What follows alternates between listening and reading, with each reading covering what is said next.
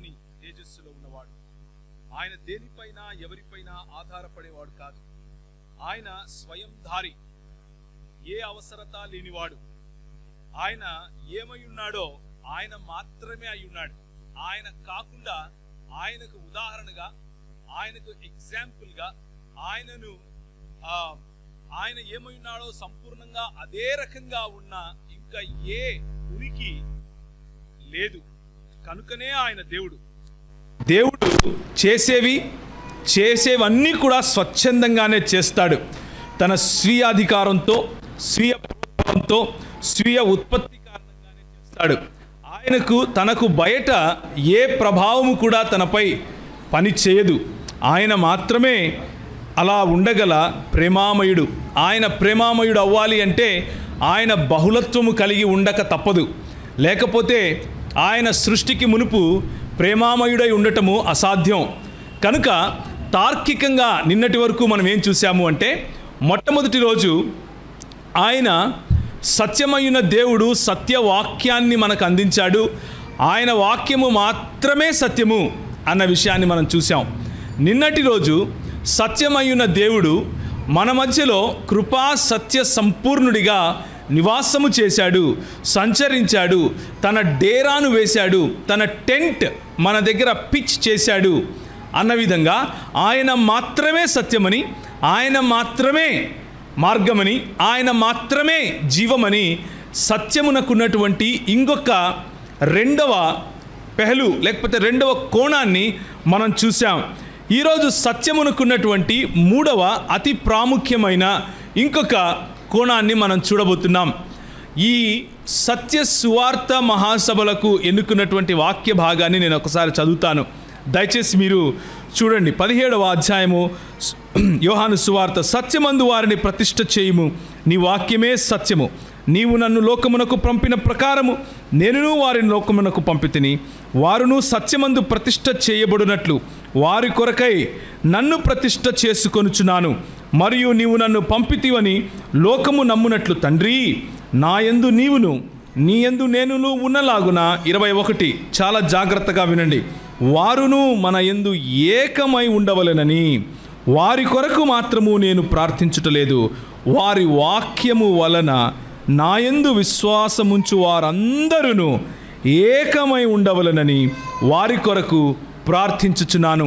మూడవ సత్యం ఏమిటి అంటే, కేవలము సోలా ఎక్లీసియా అంటే కేవలము సంఘము మాత్రమే సత్యమునకు ఆధారం. కేవలము సంఘము మాత్రమే సత్యములో నివసించగలిగినది. సత్య సంఘము కేవలము క్రీస్తు అన్నటువంటి బండపై కట్టింది మాత్రమే అయి ఉంటుంది. అయితే నేను సంఘము అన్నప్పుడు మనకు లోకల్ సంఘాలు గుర్తొస్తూ ఉంటాయి. ప్రకటన గ్రంథంలో మనకు పాత నిబంధన గ్రంథంలో ఉన్నటువంటి దీపపు దిమ్మె ఏదైతే ఉంటుందో దాన్ని కనుక చూస్తే ది ల్యాంప్ స్టాండ్ అంటాం కదా, ఒక దిమ్మె ఇలా ఒకటి ఉంటుంది. దానికి 7 వేరు దీపములు ఇలా మనకు కనిపిస్తాయి. కానీ నూతన నిబంధన గ్రంథంలో 7 వేరు దీపపు దిమ్మెలు లేకపోతే దీపపు చువ్వలు అనండి, లేకపోతే అది సరిగ్గా తెలుగులో ఎలా ఉందో నాకు తెలియదు, కానీ ద ల్యాంప్ స్టాండ్స్ సపరేట్గా ఉంటాయి. వాటి మధ్య యేసు ప్రభు దేవునిగా లేకపోతే ప్రభువుగా సంచరిస్తూ ఉన్నట్లుగా మనకు ప్రకటన గ్రంథంలో కనిపిస్తుంది. కాబట్టి మనము దేవుని సంఘమును సార్వత్రిక సంఘముగా చూస్తాం. అలాగే దేవుని సంఘము లోకల్ లేకపోతే స్థానిక సంఘంగా కూడా అర్థం చేసుకుంటాం. అయితే మనలో ఉన్నటువంటి పాప స్వభావం ఎలాంటిది అంటే, ఈ పాప స్వభావం కేవలం లోకంలోనే కాదు, పడిపోయిన సంఘస్థులలో కూడా ఉంటుంది. పడిపోయిన సంఘస్థులు అంటే పడిపోని సంఘస్థులు ఉంటారా అని అడిగారు. ఎవరూ లేరు. ప్రతి ఒక్కరూ పాపములో పడిన వాళ్ళమే, ఏ భేదము లేదు. ప్రతి ఒక్కరూ పాపము చేసి దేవుడు అనుగ్రహించు మహిమకు దూరమైపోయిన వాళ్ళమే. మనం అందరము కూడా యేసు ప్రభువు యొక్క రక్త ప్రోక్షణ క్రిందికి రానంత వరకు మన స్వంత స్వీయ నీతి చేత మనము రక్షింపబడలేము అని తెలుసుకున్నవారం. ఆ రక్షణకు కారణము కేవలము యేసు ప్రభువు ఉచితముగా ఇచ్చినటువంటి రక్షణ అని మనం నిన్న మొన్న చూసుకున్నాం. అయితే మనం అప్పుడప్పుడు ఏం చేస్తుంటాము అంటే, ఇదంతా తెలిసినప్పటికీ మనము స్థానికంగా ఉన్న మన సంఘానికి, సార్వత్రిక సంఘానికి మధ్య ఉన్న ఆంతర్యం, తేడాను మర్చిపోతూ ఉంటాం. లేకపోతే స్థానికంగా ఉన్న సంఘమే సార్వత్రిక సంఘము అన్నట్లుగా ఆలోచిస్తూ ఉంటాం. దాని కారణంగానే నువ్వు ఫలానా విధంగా లేకపోతే, నువ్వు ఫలానా బట్టలు వేసుకోకపోతే, నువ్వు ఫలానా మాట చెప్పకపోతే, నువ్వు ఫలానా రకంగా జుట్టు వేసుకోకపోతే, నువ్వు ఫలానా రకంగా బొట్టు పెట్టుకోకపోతే, నువ్వు ఫలానా రకంగా గాజులు వేసుకోకపోతే, నువ్వు ఫలానా రకంగా ప్యాంటు వేసుకోకపోతే అంటూ ఆంక్షలు విధించుకొని మనల్ని మనము మిగిలిన క్రైస్తవుల కంటే మేము ప్రత్యేకము అని చెప్పుకునే ప్రయత్నం చేస్తూ ఉంటాం. మన ప్రత్యేకత నిజానికి ఏమిటి అంటే, జాగ్రత్తగా వినండి, ఇది కొంచెం రెవల్యూషనరీగా ఉంటుంది మీకు అర్థం చేసుకోవటానికి, కానీ ఇదే నిజం. మన ప్రత్యేకత ఏమిటి అంటే, మనము అందరిలాంటి వారం. అదే మన ప్రత్యేకత. మన ప్రత్యేకత మనం అందరిలాంటి వారం, అందరూ క్రైస్తవుల లాంటి వారమే. అదే మన ప్రత్యేకత. అదే ప్రభువు ఆశించినది, అదే ప్రభువు మన దగ్గర నుంచి కోరుకున్నది. వీరి కొరకు మాత్రము నేను ప్రార్థించటలేదు, వారి వాక్యము వలన నాయందు విశ్వాసముంచు వారందరూ, అంటే ఆ 12 మంది ఎవరి కోసమైతే ఆయన ప్రార్థించాడో, ఆ 11 మంది శిష్యుల తర్వాత ఇంకొక పౌలును ఎన్నుకొని 12గా సంపూర్ణం చేశాడో, ఆ అపోస్తలుల వాక్య పరిచర్య ద్వారా ఎంతమంది అయితే యేసు ప్రభువును తమ నిజ రక్షకునిగా స్వీకరించి ఆయన పైన విశ్వాసం ఉంచారో వారందరూ ఏకమై ఉండవలనని వారి కొరకు ప్రార్థించుచున్నాను. The essence of the Christian life is unity. కేవలము మన ఏకత్వమందు మాత్రమే క్రైస్తవ్యానికి ఉండే విలువ ఉంది. కానీ మనము ఎంతసేపు నేను నీకంటే భిన్నం, నేను నీకంటే భిన్నం, నేను నీకంటే భిన్నం అని చెప్పుకోవటంలోనే మన ఎనర్జీ, మన అడ్వర్టైజ్మెంట్, మన వాక్య పరిచర్య, మన ప్రార్థన పరిచర్య ఇవన్నీ వెచ్చిస్తూ ఉంటాం. అలా చేయటం వల్ల వేరే వాడి అంగట్లో దొరకంది నా అంగట్లో దొరుకుతుంది అని చెప్తే నా దగ్గరికి ఎక్కువ మంది వస్తారు అన్నటువంటి పిచ్చి ధోరణిలో అప్పుడప్పుడు సంఘాలు కట్టే పనిలో పడుతూ ఉంటారు క్రైస్తవులు. కానీ దేవుని వాక్యం ఏం చెబుతోంది అంటే, సార్వత్రిక క్రైస్తవ సంఘము దేవుని శరీరమై ఉంది, యేసు క్రీస్తు యొక్క శరీరమై ఉంది. ఆ దేవుడు, త్రిత్వమై ఉన్న ఆ దేవుడు తండ్రి, కుమార, పరిశుద్ధాత్మలుగా సృష్టికి ముందు నుంచి ఏ విధంగా అయితే సహవాసములో ఉన్నారో, they existed as a community, ఒక సహవాసముగా వాళ్ళ ఉనికిని చాటుకున్నారో, ఏ ఒక్కరిని తక్కువ చేసి మాట్లాడకుండా ఉంటారో, ప్రతి ఒక్కరూ కుమారుడు తండ్రిని గణపరచటం, తండ్రి కుమారుణ్ణి గణపరచటం, పరిశుద్ధాత్ముడు తండ్రిని కుమారుణ్ణి గణపరచటం, తండ్రి కుమారులు కలిసి పరిశుద్ధాత్మకు పెద్ద పీట వేయటం, ప్రతి ఒక్క క్షణములోనూ బైబిలులో ఏ వచనం తీసుకున్నా తండ్రి కుమార పరిశుద్ధాత్మల ప్రమేయం లేకుండా, తండ్రి కుమార పరిశుద్ధాత్మలలో ఏదో ఒకరికే ప్రాధాన్యతనిస్తూ, తండ్రి కుమార పరిశుద్ధాత్మలలో ఏదో ఒకరికి తక్కువ ప్రాధాన్యతనిస్తూ ఏ వచనము కనపడదు. ఇది క్రైస్తవ దృక్పథం. నన్ను పోలినట్లు మీరు ఉండండి అని చెప్పిన మన ప్రభువు మొట్టమొదటిగా సత్యములో మనల్ని స్థిరపరిచినప్పుడు చెప్పిన మాట ఏమిటి అంటే, ఎప్పుడు సత్యములో స్థిరపడతారు అని ఆయన ఆశిస్తున్నాడు అంటే, మనము ఏకమై ఉన్నప్పుడు. ఏకమై ఉన్నప్పుడు అనగానే మనకు ఒక్కొక్కసారి యూనిఫార్మిటీ అన్నటువంటి ఐడియా వస్తుంది. అంటే ఏకత్వము అనగానే అందరూ ఒకే రకంగా బట్టలు వేసుకోవాలి, అందరూ ఒకే రకంగా గడ్డాలు పెంచుకోవాలి, అందరూ ఒకే రకంగా టోపీలు పెట్టుకోవాలి, లేకపోతే అందరూ ఒకే రకంగా కోట్లు వేసుకోవాలి అంటూ ఒక యూనిఫామ్ కోడ్ పెట్టుకొని దాని ద్వారా ఏకత్వము చాటుకునే ప్రయత్నం చేస్తున్నాము అంటే అది మతము. అది మతము. క్రైస్తవ దృక్పథం ఏమిటి అంటే, మనల్ని ప్రభువు దేవుడు తన స్వరూపమందు తన పోలిక చొప్పున మనలో ప్రతి ఒక్కరిని చేశాడు అన్నది ఎంత నిజమో, ఎంత వాస్తవమో, మనలో ప్రతి ఒక్కరు కూడా మనల్ని పోలిన ఇంకొక వ్యక్తి ఉండటానికి లేకుండా ఆయన చేశాడు అన్నది కూడా అంతే వాస్తవం. నువ్వేమై ఉన్నావో అది నువ్వు మాత్రమే. నిన్ను పోలి ఇంకొకడు ఉండడు. మానవత్వములో మనందరము మానవులమే, కానీ ఇండివిజువల్ వ్యక్తిగా నీవు separate. You are a unique person. నువ్వు చాలా భిన్నమైనటువంటి వ్యక్తివి. అయినప్పటికీ మానవులముగా మనందరము ఒకటే. దీన్నే క్వింటెసెన్స్ లేక భిన్నత్వంలో ఏకత్వం అని చెప్తూ ఉంటాం. ఈ మాట రావటానికి బైబిలులో ఉన్నటువంటి దృక్పథము తప్ప ఇక వేరే ఏ మతములోనూ ఈ దృక్పథం రావడానికి వీలేదు. ఎందుకు అంటే సర్వమానవ సౌభ్రాతృత్వం నేర్పించేది బైబిలు. సర్వమానవ సౌభ్రాతృత్వం మాత్రమే కాదు, వారిలో ఉన్న ప్రతి ఒక్క ఇండివిజువల్ వ్యక్తికి ఉన్నటువంటి యునీక్నెస్ను నేర్పించేది బైబిలు. ఎందుకు అంటే మన దేవుడు యునీక్. మన దేవుని పోలిన వాడు ఇంకొకడు లేడు. అందుకే ద్వితీయోపదేశకాండం 6:4 మనం చదువుతాం, ఇష్మా ఇస్రాయేల్ యాహ్వే ఎలోహిను యాహ్వే ఏహాద్ అని చదువుతాం. అంటే ఇశ్రాయేలు వినుము, మన దేవుడైన లేకపోతే నీ దేవుడైన యెహోవా అద్వితీయుడగు యెహోవా. అద్వితీయుడు అంటే ఆయనను పోలినవాడు ఇంకొకడు లేడు అని, ఆయన వంటివాడు ఇంకొకడు లేడు అని, ఆయనకు ఏ ఉదాహరణ లేదు అని.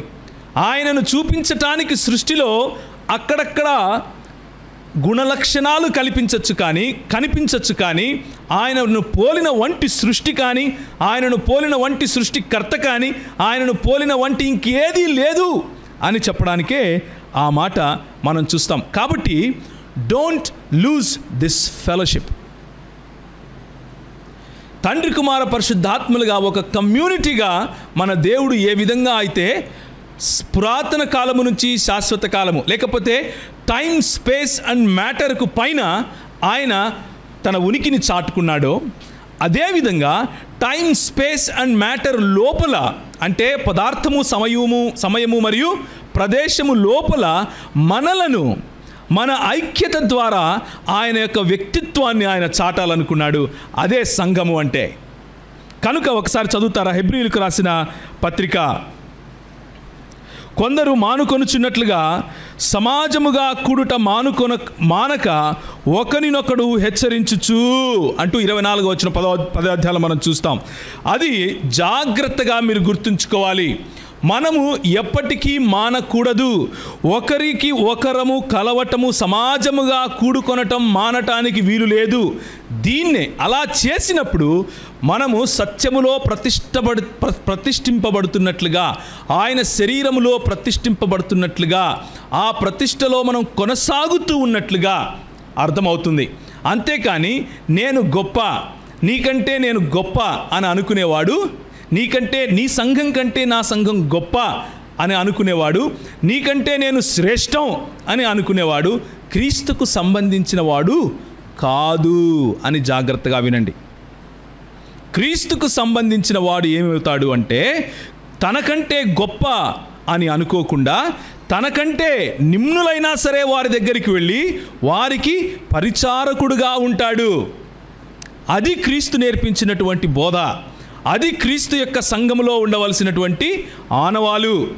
అది లేకుండా బాసిజం చేసే క్రైస్తవ సంఘాలు, బాసిజం చేసే క్రైస్తవ నాయకులు, బాసిజం చేసే క్రైస్తవ హీరోలు, బాబాలు ఉన్నారు ఈ మధ్య క్రైస్తవ్యంలో.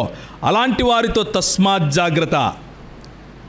కొంతమంది అంటారు, మా సంఘానికి రండి, మా టీవీలు చూడండి, కానీ ఒకరితో ఒకరు మాత్రం కలుసుకోకండి, మా రెస్పాన్సిబిలిటీ కాదు. సహవాసం మాత్రం చేయకండి, అది మా రెస్పాన్సిబిలిటీ కాదు. మీరు చేస్తే ఎక్కడ వాళ్ళు పట్టుకపోతారో అని భయం. అలాంటి అభద్రతాభావంలో ఉండటం క్రైస్తవుని లక్షణం కాదు. అలాంటి అభద్రతాభావంలో ఉండమని మన ప్రభు మనకు చెప్పలేదు. రెండవ మాట, 1 తిమోతికి రాసిన పత్రిక 4వ అధ్యాయము 11 నుంచి 16 వరకు, ఈ సంగతులను ఆజ్ఞాపించుము, బోధించుము. నీ యవనమును బట్టి ఎవడును నిన్ను తృణీకరింపనీయకము గాని మాటలోను, ప్రవర్తనలోను, ప్రేమలోను, విశ్వాసములోను, పవిత్రతలోను విశ్వాసులకు మాదిరిగా ఉండుము. ఎవరికి మాదిరిగా ఉండాలంట? విశ్వాసులకు మాదిరిగా ఉండాలి. ఏ విశ్వాసులకు? పరిపక్వత చెందినటువంటి విశ్వాసుల మధ్యలో యవనులుగా ఉన్నటువంటి మీరు వాళ్లకు మాదిరిగా ఉండాలి. ఏ విషయంలో? మాటలో, ప్రవర్తనలో, ప్రేమలో, విశ్వాసములో, పవిత్రతలో. 5 విషయాలు చెప్పాడు. ఇప్పుడు మనకు సమయం లేదు. ఇవన్నీ కలిపితే ఒక మాటలో చెప్పాలి అంటే your character decides whether you belong to his body or not. ఆయన శరీరానికి నువ్వు చెందినవాడివా లేదా అని నీ క్యారెక్టర్ చెప్తుంది. నేను ఆ శరీరానికి సంబంధించిన వాడిని అని చెప్పి సాటి శరీర అవయవాన్ని దూషిస్తూ, సాటి శరీర అవయవాన్ని నిందిస్తూ, కించపరుస్తూ, వాడు నరకానికి పోతాడు, వీడు నరకానికి పోతాడు, వీడిట్లాంటోడు, వాడిట్లాంటోడు అని పేర్లు పెట్టే పరిచర్య చేస్తూ ఉన్నావు అంటే అదే నీ పరిచర్య అయితే నీ పిలుపు ప్రభువు దగ్గర నుంచి వచ్చిందో లేదో అని చూసుకునే బాధ్యత కూడా నీదే. మన పని ఒకరిని నిందించటం కాదు.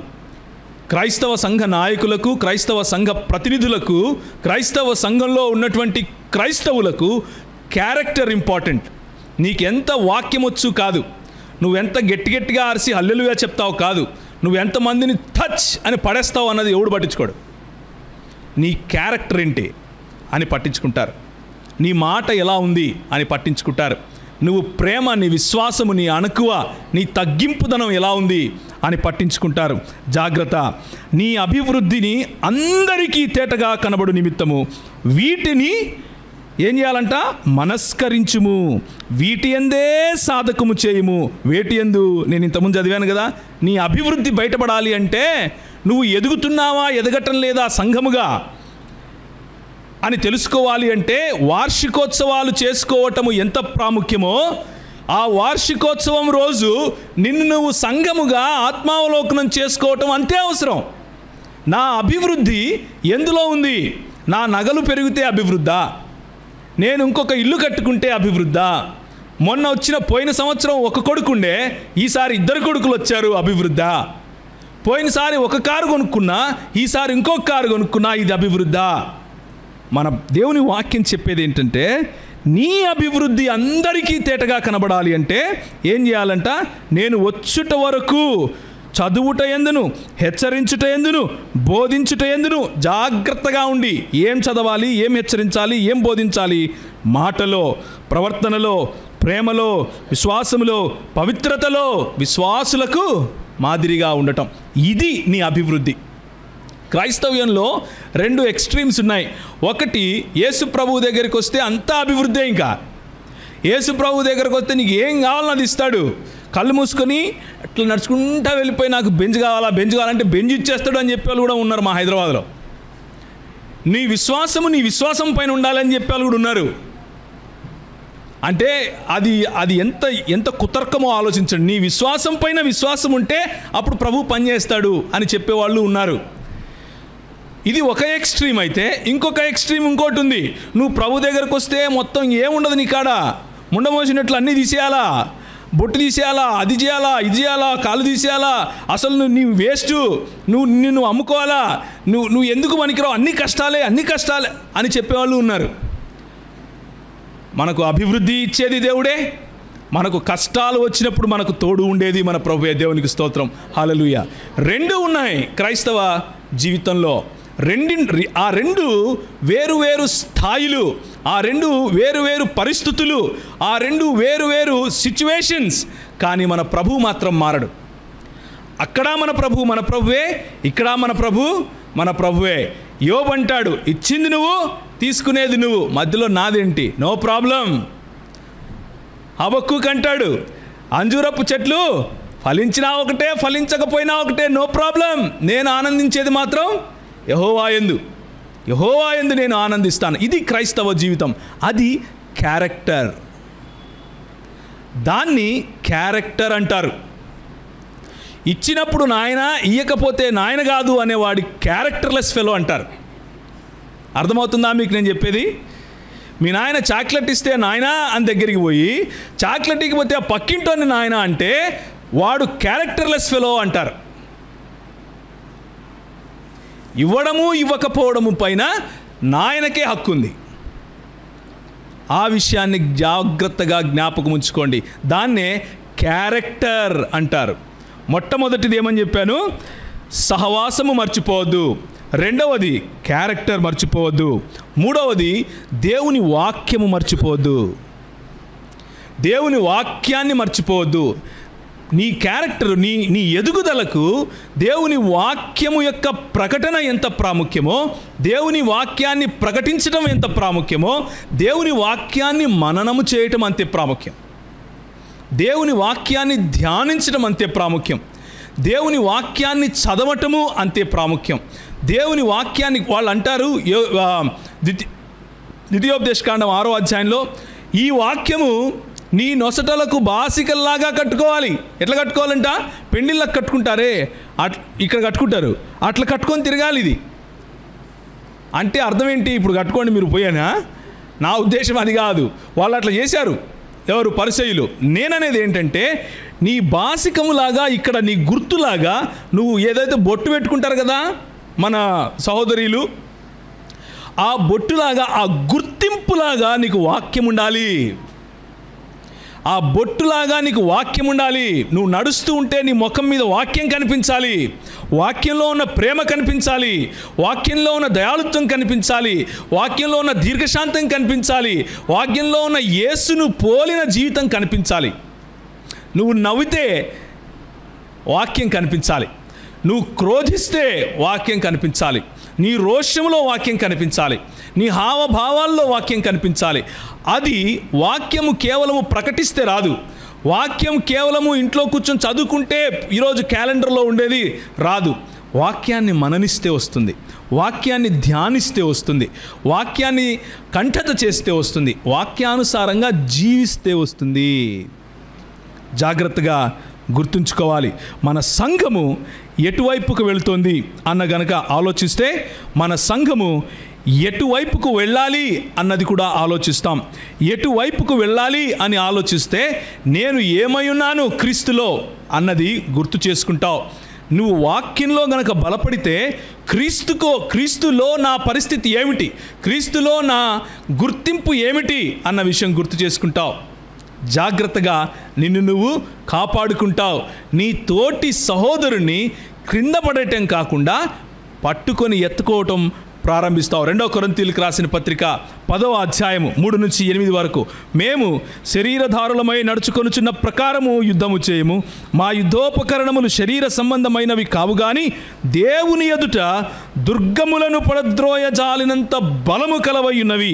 మేము వితర్కములను, దేవుని గూర్చిన జ్ఞానమును అడ్డగించు ప్రతి ఆటంకమును పడద్రోసి ప్రతి ఆలోచనను క్రీస్తుకు లోబడినట్లు చెరపట్టి, మీరు సంపూర్ణ విధేయతను కనపరచినప్పుడు సమస్తమైన అవిధేయతకు ప్రతిదండన చేయ సిద్ధపడి ఉన్నాము అని చెప్పి 8వ వచనంలో, పడద్రోయుటకు కాక మిమ్మును కట్టుటకే ప్రభువు మాకు అనుగ్రహించిన అధికారమును గూర్చి నేను ఒకవేళ కొంచెము అధికముగా అతిశయపడినను నేను సిగ్గుపరచబడను. తర్వాత వచ్చే పాయింట్ ఏంటంటే, నువ్వు ఎవరై ఉన్నావు క్రీస్తులో అన్నది తెలుసుకుంటే నీకు క్రీస్తులో ఉన్న అధికారం ఏమిటో తెలుస్తుంది. మొట్టమొదటి దినం ఆదివారం ఉదయం నేను అధికారం యొక్క కోల్పోవడం గురించి మాట్లాడాను. అధికారాన్ని తిరిగి సంపాదించుకునడం గురించి మాట్లాడాను. అధికారం తిరిగి సంపాదించుకున్న తర్వాత మనం ఇప్పుడు అధికారము సంపాదించుకున్నది పడద్రోయుటకు కాదు, సమకూర్చుటకు సంపాదించుకున్నాం. మనము నిలబెట్టడానికి, కట్టడానికి సంపాదించుకున్నాం. అయితే ఈ అధికారంతో పడద్రోయాల్సిన పని కూడా ఉంది. ఏంటి పడద్రోయాలి?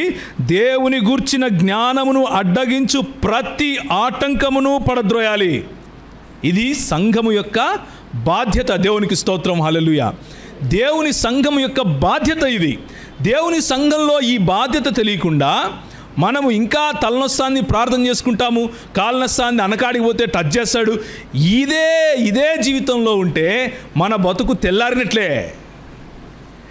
అవతలోడు వచ్చి తన్నుతా ఉంటే నేను ప్రార్థన చేసి తన్నిన తర్వాత జెండు బాంబు పెట్టుకుంటాలే అంటే ఎట్లయితుంది? శత్రువు దూరంగా ఉండగానే నువ్వు యుద్ధవాసనను పసిగట్టగలగాలి. అది క్రైస్తవ్యం. శత్రువు దూరంగా ఉండగానే వాడి ప్రణాళికను తెలుసుకోవాలి. అది నీ క్రైస్తవ్యం. సంఘాన్ని ఎంతగా అప్రెస్ చేస్తే సంఘం అంతగా విస్తరిస్తుంది అని తెలియని వాళ్ళు, బుద్ధి లేని వాళ్ళు మిమ్మల్ని కొట్టడానికో మీకు హాని చేయటానికో వస్తారు. అది మంచిది, అది రమ్మని పిలవాలి. మనం శత్రువు దూరంగా ఉన్నప్పుడే వాడి ప్రణాళికను అర్థం చేసుకుని తయారుగా ఉండాలి. ఇది మన యుద్ధం. అయితే మన యుద్ధోపకరణములు కత్తులు, కొడవళ్ళు, కటార్లు, త్రిశూలాలు వేసుకుని పోయి ఒకరినొకరిని చంపుకోవటం కాదు. అది కాదు క్రైస్తవులకు ఇచ్చిన పిలుపు. మన పిలుపు ఏంటంటే, ఏ యుద్ధంలో మనం పాల్గొంటున్నాము అంటే శరీర సంబంధమైనది కాదు, కానీ దేవుని ఎదుట దుర్గములను పడద్రోయజాలినంత బలము కలవైన మనకు యుద్ధోపకరణాలు ప్రభు ఇచ్చాడు. అవి ఏంటి అంటే, ఎఫెసీయులకు రాసిన పత్రిక 6వ అధ్యాయం సమయం ఉన్నప్పుడు చూసుకోండి, చదవండి. సత్యం అనే దట్టి, వాక్యం అనే ఖడ్గం, అవునా కాదా? సమయం వచ్చినప్పుడు చదవండి. ఆ యుద్ధోపకరణాలు మన దగ్గర ఉండాలి. ఏ కుతర్కములైనా సరే దేవుని యొక్క సంఘానికి వ్యతిరేకంగా, దేవుని యొక్క జ్ఞానానికి వ్యతిరేకంగా, దేవుని సత్యాన్ని చిన్నాభిన్నం చేయటానికి ఏ శక్తులైతే పోరాడుతున్నాయో అవి మాంసము మరియు ఎముకలతో ఉన్న శక్తులు కాదు. ఆ మాంసము ఎముకలున్న మనుష్యుల వెనుక ఒక ఆత్మ పోరాడుతూ ఉంది. వారి వెనుక ఒక చేతన పోరాడుతూ ఉంది. వారి వెనుక ఒక రకమైనటువంటి పడద్రోయబడినటువంటి దురాత్మ సమూహాలు ఉన్నాయి అని బైబిల్ చెప్తా ఉంది మనకు. మనం పోరాడేది ఎవరితో అంట?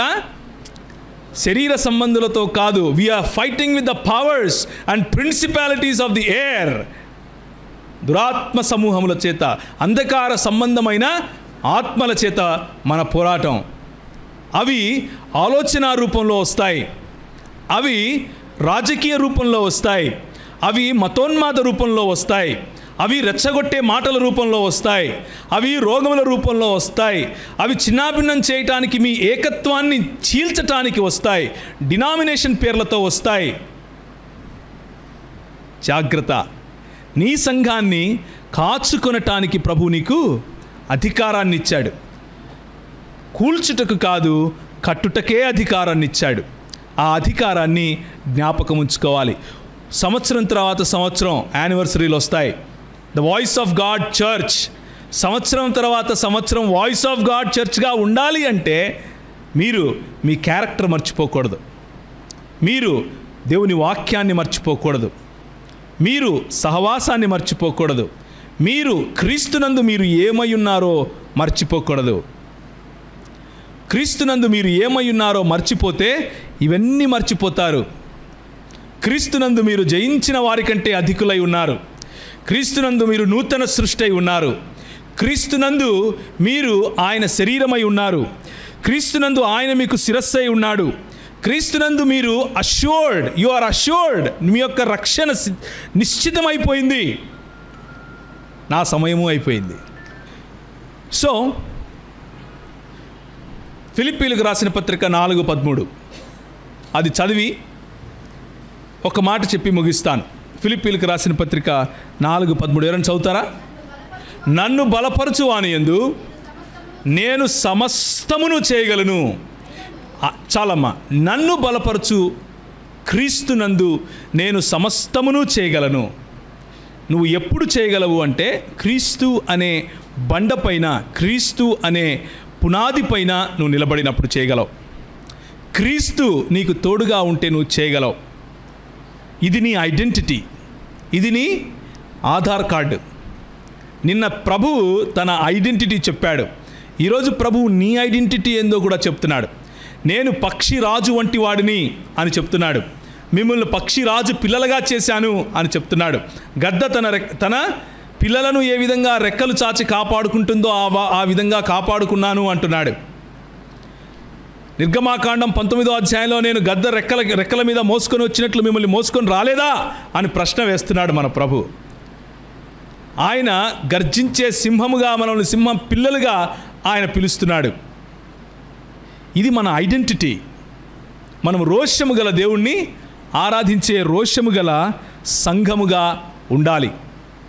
సంఘ వ్యతిరేక శక్తులను వయలెన్స్తో కాదు, కోపంతో కాదు, ఉద్రేకంతో కాదు, తర్కముతో ఎదుర్కోవాలి.